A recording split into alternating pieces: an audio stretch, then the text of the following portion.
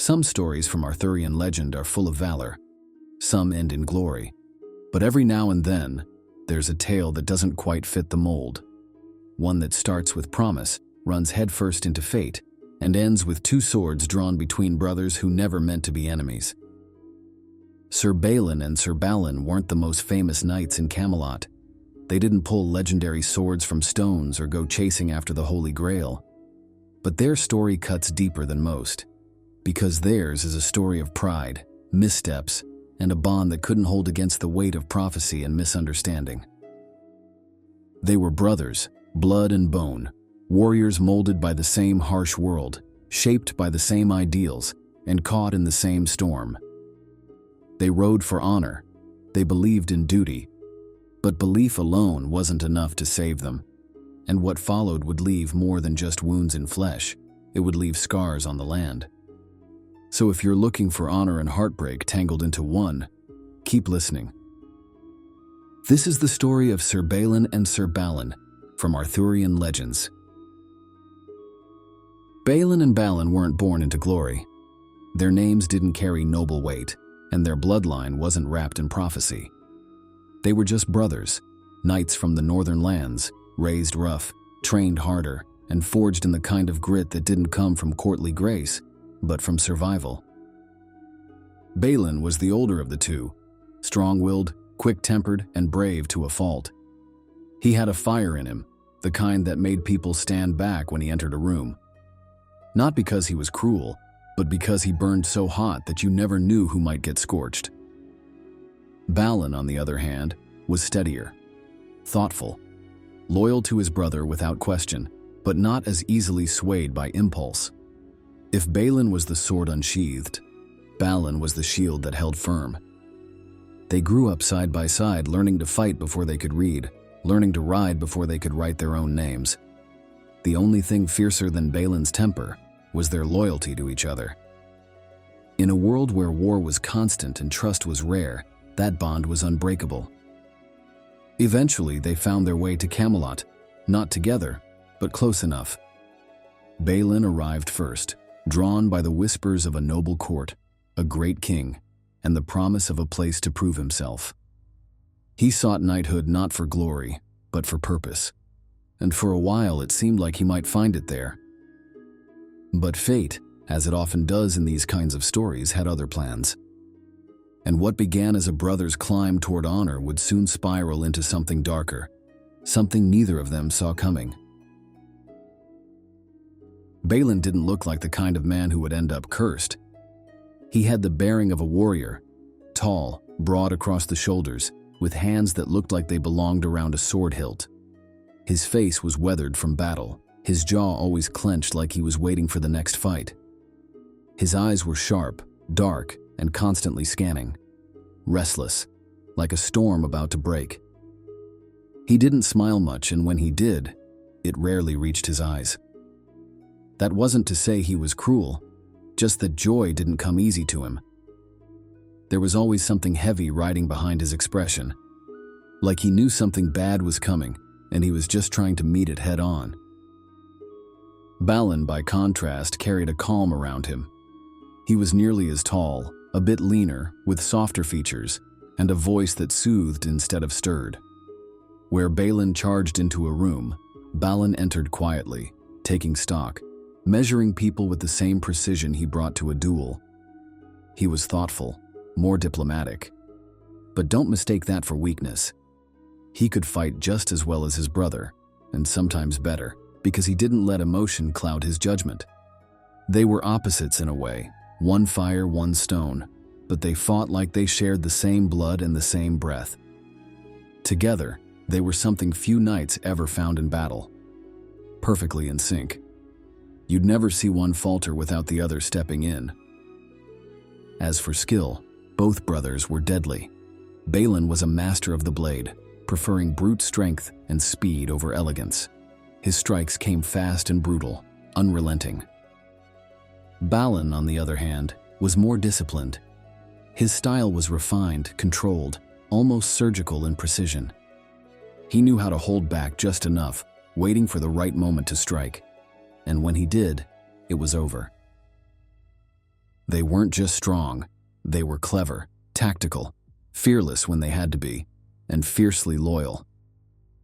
But even the sharpest swords can snap, and when loyalty collides with fate, something's bound to break. Balin wasn't always a prisoner. When he first arrived at King Arthur's court, he came as many knights did, seeking purpose, maybe even redemption. But trouble seemed to follow him like a shadow. Not because he was wicked, but because he was stubborn, fierce, prone to acting before thinking. He'd once struck a nobleman who insulted him. Quick-tempered, yes, but Balin believed in justice, especially his own version of it. The problem was, the court didn't agree. Arthur had him arrested, locked away in the castle dungeons, not for treason, not even for murder, just to cool his blood. Let him sit and think for a while. And Balin did sit. For days, weeks, maybe longer, depending on which tale you believe. He didn't beg, didn't protest, just sat in the stone-cold dark with his thoughts and his pride, both of which were heavier than the chains on his wrists. Arthur, for his part, didn't hate Balin. He admired the man's spirit, even if it was reckless. Still, a king has to keep order. He can't make exceptions for hot-headed knights with a good sword arm.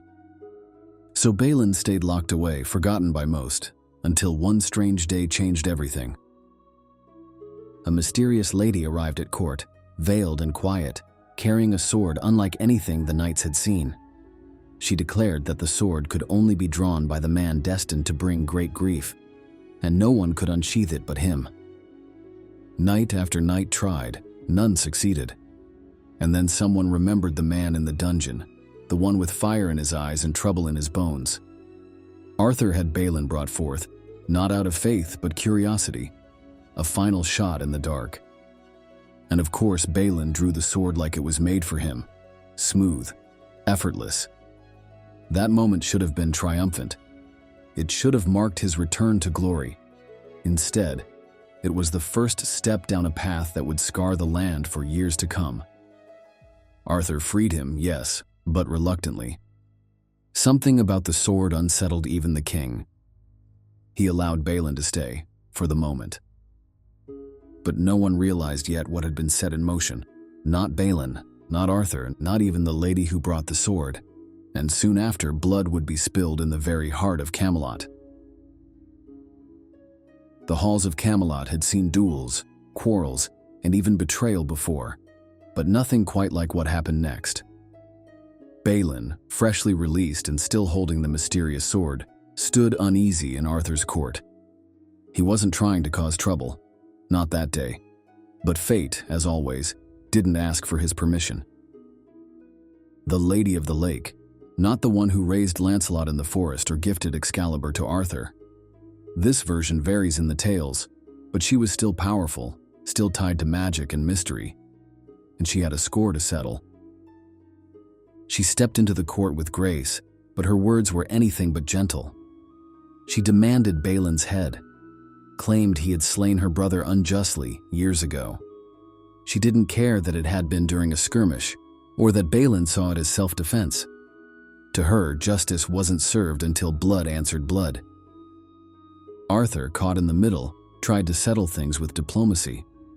But Balin wasn't one to let accusations go unanswered, especially when they came with demands for his execution. The sword in his hand, still humming with its strange curse, seemed to feed off the tension in the air. And then, just like that, it happened. One strike, clean, final. Before anyone could intervene, Balin stepped forward and drove the sword through the Lady of the Lake. Gasps echoed through the great hall, not one of challenge, not even of rage, but of disbelief. Arthur's court had rules, honor, restraint. Killing an unarmed woman, especially one of magical standing, was not just a crime, it was a stain. And Balin had just splattered that stain across the marble floor. The king rose in fury. This wasn't a man defending himself anymore. This was a man letting anger run loose with steel in hand. Balin didn't beg forgiveness. He didn't explain himself. He simply stood there, expression unreadable, sword still dripping. Arthur banished him on the spot. No trial, no defense, just a final command. Go. And so Balin left, cast out from the court, his name already beginning to rot at the edges. The sword was his now, but so was the curse. It clung to him like a second shadow, heavier than any armor. Outside the walls of Camelot, Balin was no longer a knight of the realm.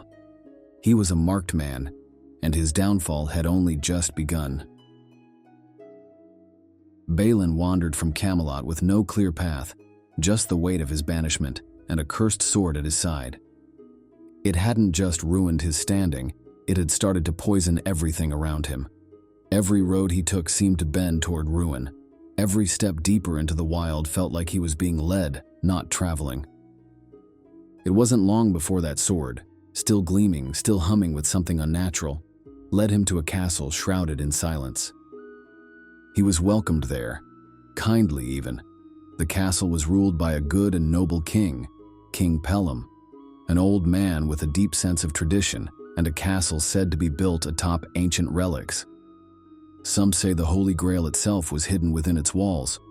Others say what lay hidden was older, stranger.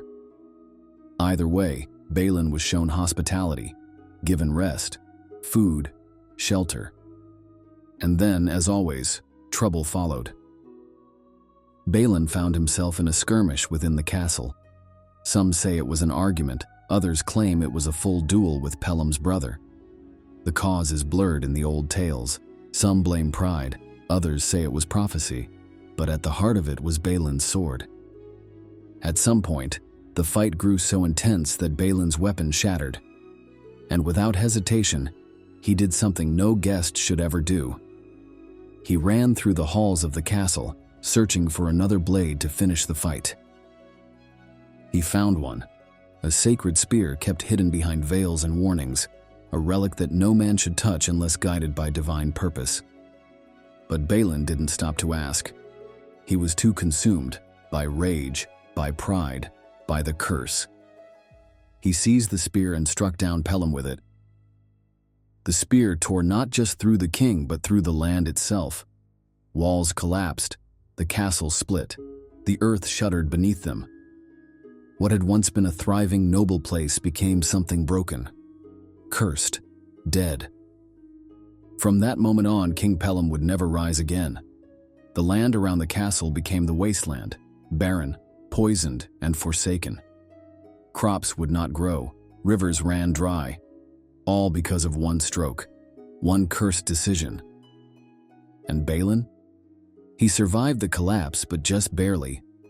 For days he lay among the rubble, surrounded by silence and the distant moan of wounded stone.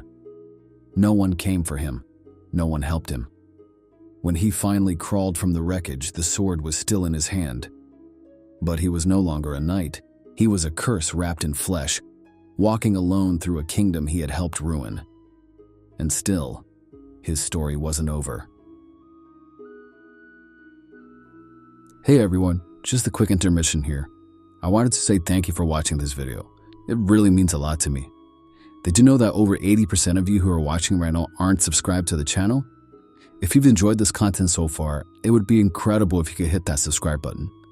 It's a small gesture, but it really helps the channel grow and ensures that you won't miss any more of our fascinating stories we explore together. Also, if you're feeling generous, please give this video a thumbs up, leave a comment, and share with anyone else who may enjoy it. Your support really does make a difference and keeps the content coming. Thanks again, and let's get back to the story. Balin didn't leave the wreckage of King Pellam's castle so much as drag himself out of it. Bloodied, broken, and half-mad from the pain, both physical and otherwise, he emerged into a world that felt colder than it had before. The land behind him was dying. The skies above it always seemed a little darker. And wherever he went, whispers followed. He was no longer Balin the Brave. People had started calling him something else, the Knight with Two Swords, a title that carried more curse than praise.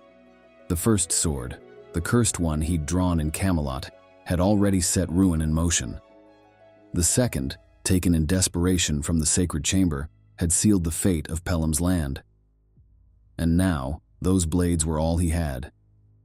He didn't seek glory after that. He didn't chase dragons or defend maidens.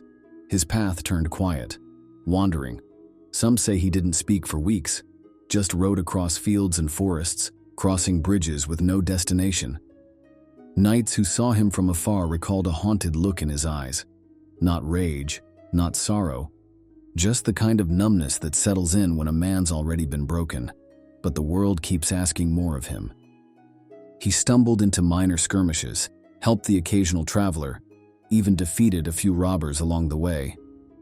But none of it meant anything. He didn't stay long enough to be thanked, didn't accept rewards. Wherever he arrived, he was already halfway out the door. And through it all, he never stopped carrying those swords, never left them behind, as if giving them up would make the curse worse. Or maybe he believed deep down that one of them would be his end, and that he deserved it. He avoided Camelot, couldn't bear to see Arthur, couldn't face what he'd done. But fate, cruel and sharp-edged as ever, wasn't done with Balin. Because somewhere out there on one of those winding forest roads, another knight was wandering. A man just as skilled, just as burdened, and just as lost. It happened in the kind of place most stories like this begin and end. A stretch of quiet forest, mist curling low to the ground, birds silent overhead, the only sound being hooves against soft earth. Neither knight was looking for a fight that day, but sometimes fate doesn't give you a choice. Balin had been wandering for weeks, if not months, with no real aim. Just a man haunted by failure, drawn forward by nothing more than instinct. He passed under the trees like a shadow, armor dulled from neglect, face hardened by regret. Somewhere along the way, he heard news of a fortress ruled by a cruel knight who demanded combat from all who crossed his land. A tyrant barring passage, dueling strangers not for honor, but for sport. And Balin, exhausted, hollowed out, felt something spark at that. Not anger, not pride, just purpose, however fleeting. So he rode toward the fortress, silent and steady. But on the other side of that same forest, Balin was approaching too. He'd been gone from court, gone from his brother, for just as long. Searching for Balin, trying to make sense of the rumors he'd heard. Of a knight cursed by a sword. A man who had struck a holy king and left a land in ruin. He didn't want to believe it. But each tale led him closer to anguish. And now, here he was, bound for the same stronghold, ready to challenge the same lord, unaware that the final opponent wasn't a stranger at all. They met on the road just outside the gate. The fortress, ringed by stone and silence, loomed in the distance. But the real battle was already waiting. Neither knew who the other was. They wore plain helms, no crests, no sigils, just two tired knights under the weight of rusted armor and heavier stories. A misunderstanding sparked. Some say the lord of the castle pitted them against each other on purpose. Others say it was pride, two hardened men, each thinking the other barred the path. Either way, no names were exchanged, just swords. And that was enough. They drew steel, two brothers, two swords, neither recognizing the other beneath the grime and iron. There was no delay, no drawn-out challenge. The moment their blades rang together, the world narrowed to that single patch of earth. No audience, no trumpets. Just two knights locked in a brutal, unforgiving clash, each believing the other stood between him and whatever purpose was left. They fought like men with nothing to lose. Balin struck hard and fast, all muscle and momentum, his style rougher now than in his courtly days. He fought like a man used to cutting through chaos, like someone who didn't care whether he won or not, only that the other fell first. Balin, by contrast, was more measured, his form sharper, still holding on to the discipline and grace of a knight who believed in oaths, in order. But there was fire in him too. They were brothers, after all. The battle went on longer than it should have. Minutes bled into hours. Each landed blows and each took wounds. Blood mixed with sweat. Armor bent and cracked. Still they fought, breath ragged, boots slipping in the dirt, swords swinging with less precision and more desperation.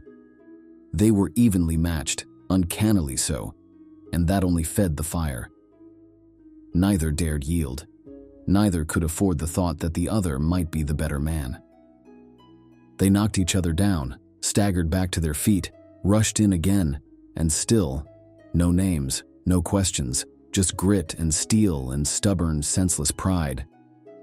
At one point, Balin landed a strike across Balin's side, nearly dropping him. But Balin retaliated with a vicious downward blow that splintered Balin's shield and forced him back. It went like that, back and forth, blow for blow until the strength in their limbs began to falter.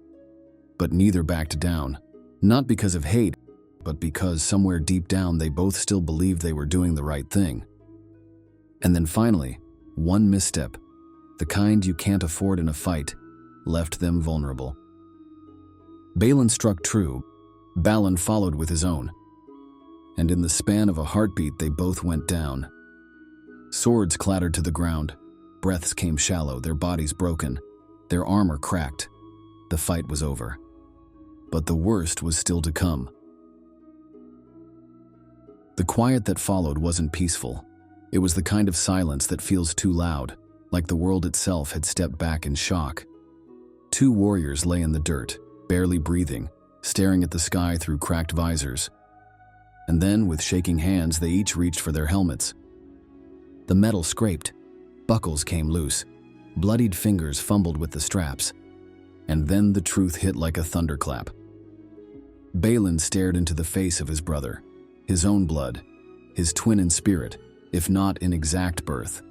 And Balin, staring back, went pale beneath the streaks of blood and sweat. Neither of them said anything at first. Their mouths opened, but the words caught somewhere between pain and disbelief. They had both dealt a fatal blow.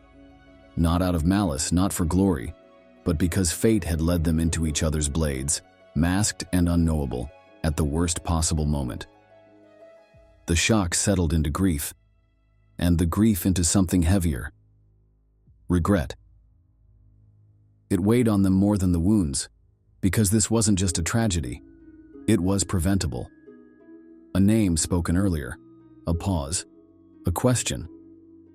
Any one of those might have stopped what had just happened, but it was too late now.